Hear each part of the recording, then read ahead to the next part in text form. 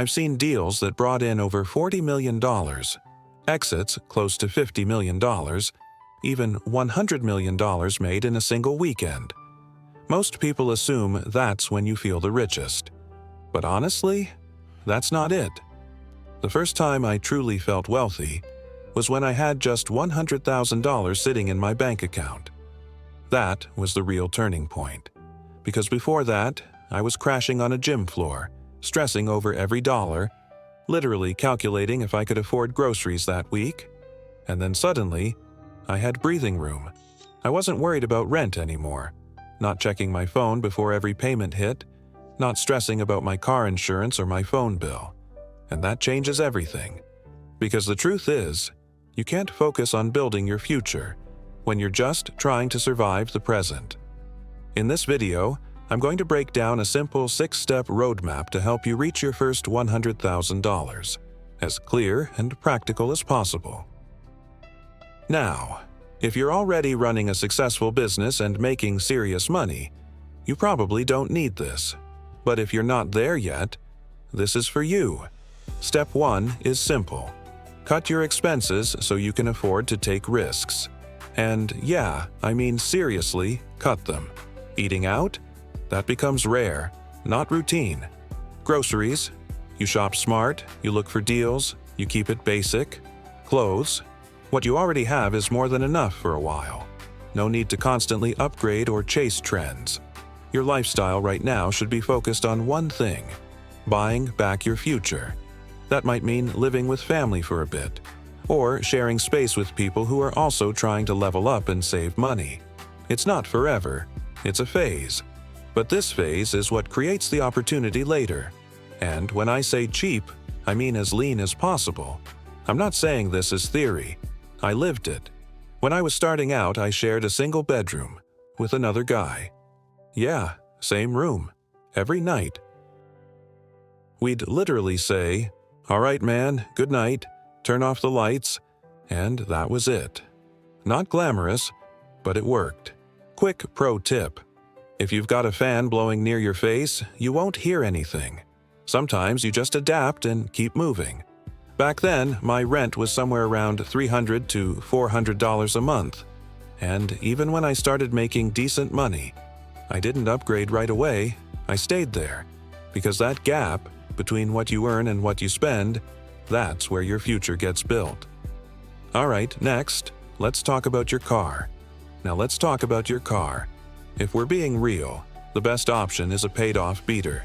Nothing fancy, nothing that drains your money every month. If that's not possible, then keep it as cheap as you can. The goal is simple: remove the payment, remove the stress. At this point, we've covered your core expenses: food, housing, transportation. And here's why this matters so much. Most people are working hard, making money, but it all disappears. No gap, no margin, no progress. So what we're doing here is simple. We're lowering the floor, so you can build a gap between what you earn and what you spend. That gap? That's your opportunity. That's the money you can use to invest in yourself. New skills, better opportunities, higher income. Because skills are what actually get you to that first $100,000. And I'll get into that in a second. But real quick, if you're serious about hitting your first $100,000, let's make this faster and a lot easier. So, real quick, I want to make this easier for you.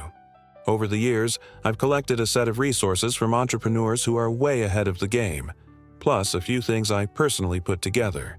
And if you're serious about hitting that first $100,000, I wanted to make it ridiculously easy to get started.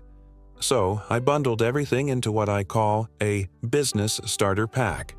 It includes a few powerful books and practical tools, stuff you can actually use, not just theory. And instead of charging a premium for it, I'm basically just making it available for the cost of shipping. The goal here isn't to make money on this, it's to remove friction so you can actually take action. You'll also get access to a platform where you can apply what you learn, not just consume it. Because information alone doesn't change anything. Execution does. So if you're on this path, This is probably the easiest way to get moving fast. Let me be clear. I'm not promising you're going to get rich overnight. I'm not promising you'll hit $100,000 just because of this. What I am saying is, this is one of the most practical ways to get started.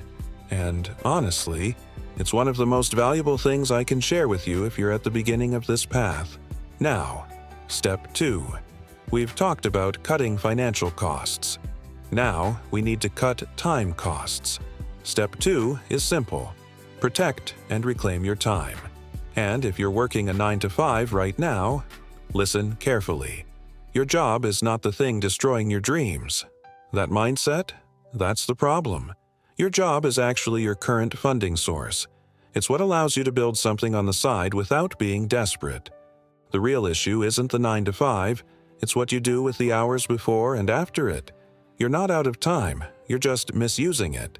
You've got 2 solid blocks every day, your early mornings and your evenings.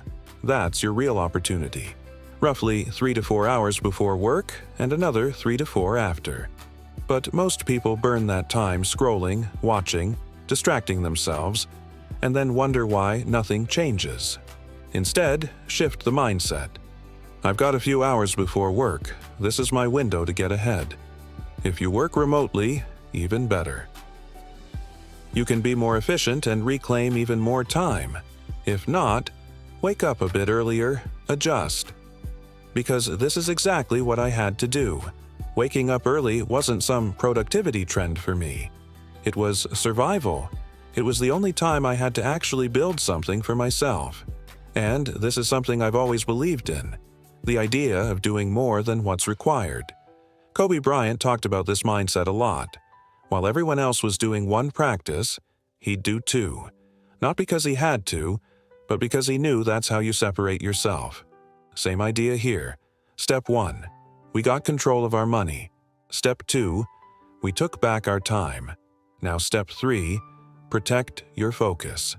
Because getting time back means nothing if you waste it. And here's the truth most people miss. Focus isn't something you add. It's something you uncover by removing everything that doesn't matter. Notifications, endless scrolling, random distractions. Cut all of that. And what's left is focus.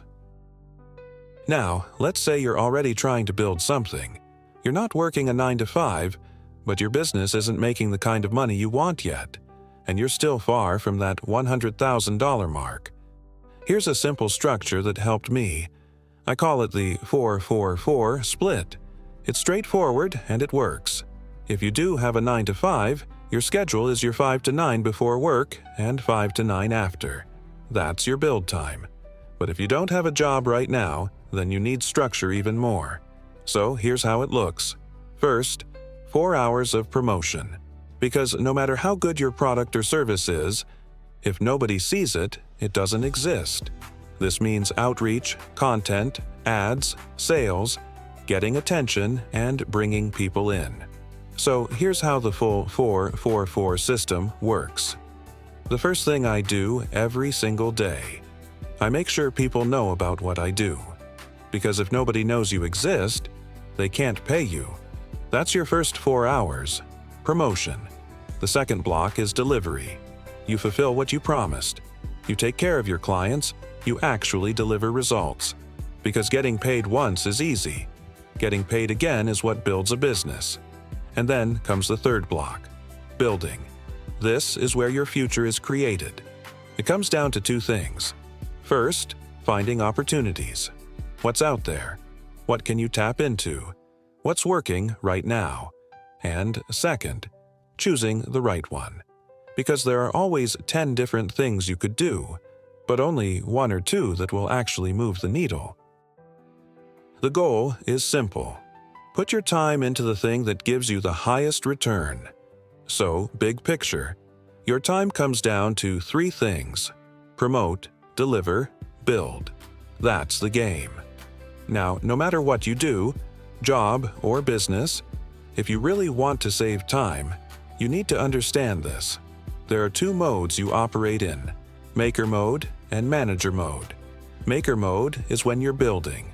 You're locked in. No distractions. You're learning new skills, writing, creating, editing, building products, improving what you sell. This is deep work. This is where real progress happens. You're not replying to messages every 5 minutes. You're not jumping between tasks. You're focused on one thing and actually moving it forward. Now, manager mode is different. That's when you're interacting with people. Client calls, team meetings, messages, coordination, anything that requires communication. And here's the key difference. A manager's perfect day is fully booked. Back-to-back calls, constant decisions, no empty space. But a maker's perfect day? The opposite. An empty calendar. No meetings, no interruptions. Just time to think and actually build something. And if you're anything like me, when I look at my calendar and it's completely open, that's when I know I'm about to make real progress. When I see a completely open calendar, I feel two things immediately. First, relief, and second, this surge of energy. Like, what big thing can I actually get done today? That's when real progress happens. And honestly, if I had to point to one habit that changed everything for me, it's this: protecting the first 4 to 6 hours of my day. No meetings, no messages, no distractions. Just focused work. Because when you're in that maker versus manager mode, you have to separate them. Not just in theory, but in your actual schedule. Block your day. Maker time. Manager time. Keep them apart. Because the fastest way to destroy your productivity is constant switching. You're building, then checking messages, then back to work, then replying again. And before you know it, nothing meaningful got done. Focus isn't just about working hard. It's about working without interruption. So instead, you've got to put blinders on during your maker time. No distractions, no switching, just execution. And then, when you switch into manager mode, go for it. Calls, messages, decisions. Stack them all there. Don't mix the two. For me, for example, Mondays are manager days. That's when I take meetings, handle communication, and deal with everything that requires interaction.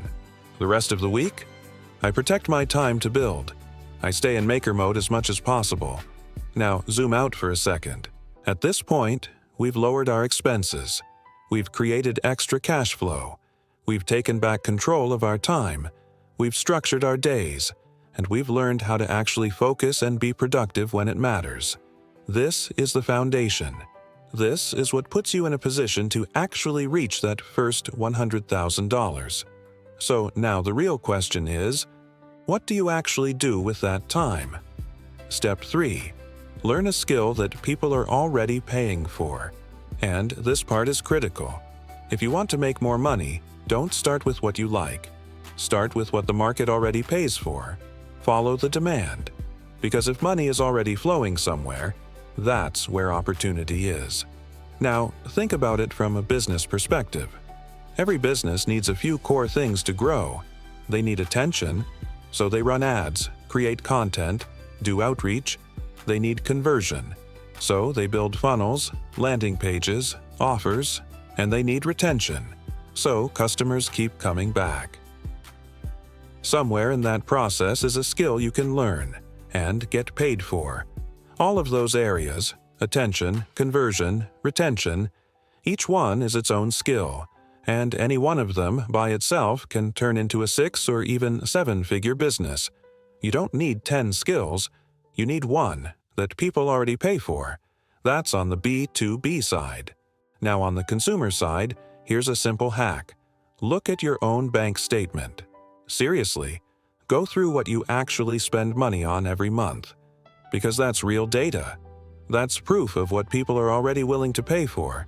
And when you're selling to consumers, it usually comes down to one thing.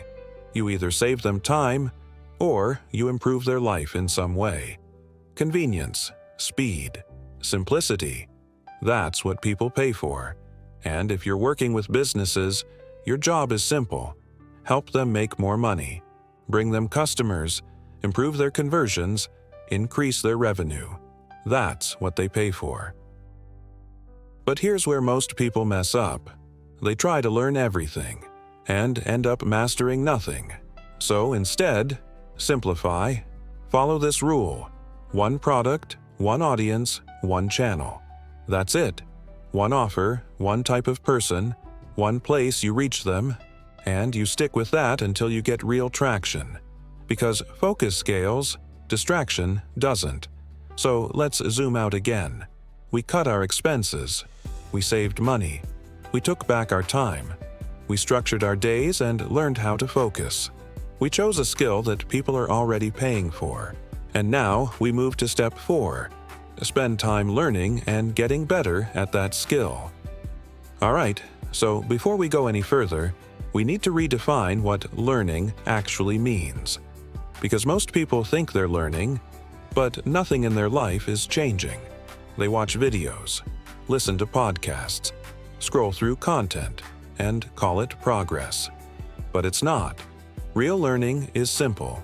Same situation, different behavior. That's it. If nothing changes in what you do, then you didn't learn anything.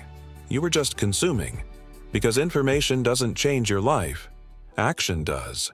If you're in the same situation every day, same room, same laptop, same routine, and nothing about your actions is changing, you're not learning.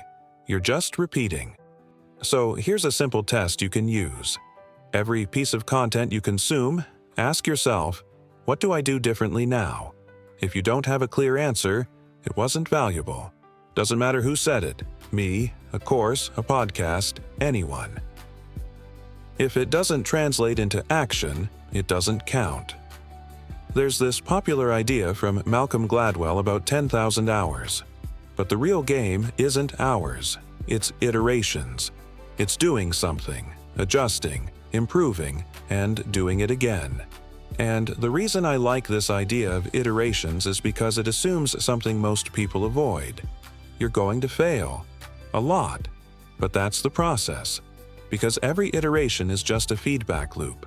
You try something, you see what happens, and you adjust. That's how you actually get better. Because without feedback, learning is almost impossible. And here's the part people don't want to hear. When you put something out into the world and nothing happens, that is feedback. It means it didn't work. It didn't hit. And yeah, maybe it just wasn't good enough yet. But that's fine, because now you know, and now you can improve. The fastest way to learn a skill, find someone who's already great at it, and learn directly from them, even if it costs you. I did this early on, even when I could barely afford it, because speed matters. Now, when I talk about learning from real experience, I mean first-hand data, not theory. So here's what that actually looks like. Step 1. Volume. You need reps, a lot of them. One sales call won't teach you anything. One piece of content won't make you better. One attempt isn't enough. You need repetition, over and over again, so you can start seeing patterns. One data point isn't enough. You can't learn from a single comment or one result. You need volume, and then you need to aggregate it. Look for patterns, because that's where the real insight is. Now step 2, study the top 10%. Whatever you're doing, sales, content, customer service, find the best performers, the top results, the outliers. And ask one question: what are they doing differently? What do the top 10% have that the other 90% don't?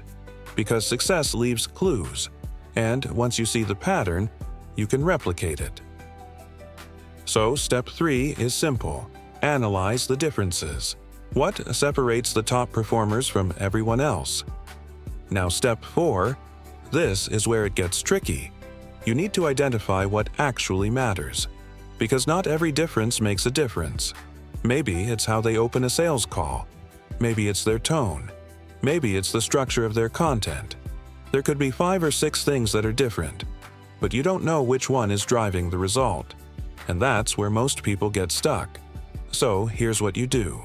You test them, one at a time. Change one variable. See what happens. Keep what works. Drop what doesn't. That's how you actually learn. And then comes the final step. Avoid what the bottom 90% keeps doing, and double down on what the top 10% does right. That's it. You run another 100 reps. Study the best. Take what works. And make your next 100 attempts look more like those top results. Then you do it again, and again, and again. Until one day, people look at you and say, "Man, you're just naturally good at this." But it's not talent. It's repetition. It's feedback. It's refinement. That's how you actually learn any skill. So let's zoom out for a second. We cut our expenses, so we could take risks. We took back our time, so we could actually do the work. We identified the right skills, and then we put in the reps to learn them. We went through what those iterations actually look like. So now the question is, what do you do with the money? Step 5. Spend it in the right places. Because making money is one skill, but allocating it pravilno, that's what actually builds wealth. And I like to break this into 3 main buckets. So when it comes to spending your money, think in 3 buckets: tools, support, and attempts. That's it. Because saving money alone won't get you to $100,000. At some point, you have to deploy it, you have to take action. Now first, tools. These are things that help you move faster or operate better. Maybe it's a piece of software, a CRM, a landing page builder, something that helps you actually execute. Not something that just feels productive, but something that makes you productive. And here's the thing with tools. They don't have to be expensive. Sometimes it's $10 a month. That's nothing compared to the time you save. Because the alternative is what?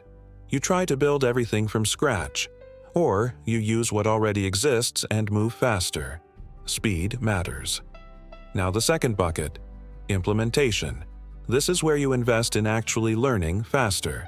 Courses, communities, mentorship, coaching. Even better, one-on-one help. Because having someone show you exactly what to do can shortcut months, even years of trial and error. And honestly, this is underrated. The right guidance can change everything. And then the third bucket, attempts. This is where most people hesitate, but it's the most important one. Because this is where you actually test things in the real world. You want to run ads? Good. Now you need to spend money to see what works and what doesn't. And this is where it all comes together. If you want to test something, you have to put some money behind it. You want to run ads? You need a budget? You want to create content? Maybe you invest in basic tools or editing software. Yeah, you can start cheap, and you should. But you also have to accept this. Small investments can create massive leverage. They buy you speed, they buy you time, and they get you results faster. Now, here's the big picture. The whole goal of everything we just talked about is simple. Increase your active income. Because a lot of people look at billionaires and think it's all passive income. It's not. It starts with active income, skills, effort, execution. That's where the money comes from first. Here's what most people don't understand. Self-made millionaires and billionaires didn't start with passive income. They started by making money, active income, big, consistent, earned income that they could reinvest. Because you get rewarded for the risk you take. But if you have no time and no money, you can't take any real risk. And if you can't take risk, you can't get rewarded. So the goal is simple. Build something that lets you take bets on yourself. Increase your skills. Increase your income. And use that to create leverage. That's how you move forward. So when you zoom out, these are the 5 steps. Here's what most people don't understand. Self-made millionaires and billionaires didn't start with passive income. They started by making money. Active income. Big, consistent, earned income that they could reinvest. Because you get rewarded for the risk you take. But if you have no time and no money, you can't take any real risk. And if you can't take risk, you can't get rewarded. So the goal is simple. Build something that lets you take bets on yourself. Increase your skills, increase your income, and use that to create leverage. That's how you move forward. So when you zoom out, these are the 5 steps. I'll give you a real example. When my first business started working, I was making around $20,000 a month personally. But here's the thing. My lifestyle didn't change. I was still sharing a room, still paying around $400 in rent, and people would look at that and think, why not upgrade? Because I wasn't trying to stay at $20,000 a month. I wanted to go bigger, and I knew I'd need that cash. To open new locations, to learn new skills, to invest in myself, because that's what actually compounds. And here's the truth most people miss. The day you stop investing in learning is the day you decide you don't want to grow anymore. So, when you zoom all the way out, these are the 6 steps to your first $100,000. So, let's bring it all together. Step 1. Cut your spending so you actually have money to invest. Step 2. Stop wasting time so you have time to build something real. Step 3. Choose the right skill. Don't guess, don't gamble. Find what people are already paying for and go there. Step 4. Once you've picked your path, eliminate everything else. Cut the distractions and go all in on learning and improving that one thing. Step 5. Take the money you've saved and deploy it the right way. Into tools, support, and attempts. You try things, you test, you fail, and you learn faster because of it. And finally, Step 6. When things start working, don't let your lifestyle catch up. Because you don't get to $100,000 just by making more money. You get there by keeping it, by controlling your expenses even when your income grows. That's how you actually build something real. And this is why this matters so much to me. Because I still remember the moment I hit my first $100,000. I looked over at my partner and said, "We did it." And for the first time, I felt calm. I realized we could stop everything and still be okay for years. Think about that. 2 people, $100,000 saved, and time. Real breathing room. I wasn't thinking about investing. I wasn't thinking about scaling. I just knew one thing. I didn't have to worry anymore. About rent, about bills, about tomorrow. And that feeling, that's what you're really chasing. I didn't have to worry about food anymore, and that's when everything changed. Because for the first time, I could actually think long term. And that's what I want for you. Because a lot of you have big goals, bigger than money. But you can't reach them until you pass this checkpoint. It's like Maslow's hierarchy of needs. If you're worried about food, if you're worried about rent, you can't focus on changing your life or building something bigger. You can have all the ambition in the world, but if rent is due tomorrow, that's your priority. So this isn't just about money. It's about freedom. It's about getting to a place where you can finally think ahead and actually build the life you want.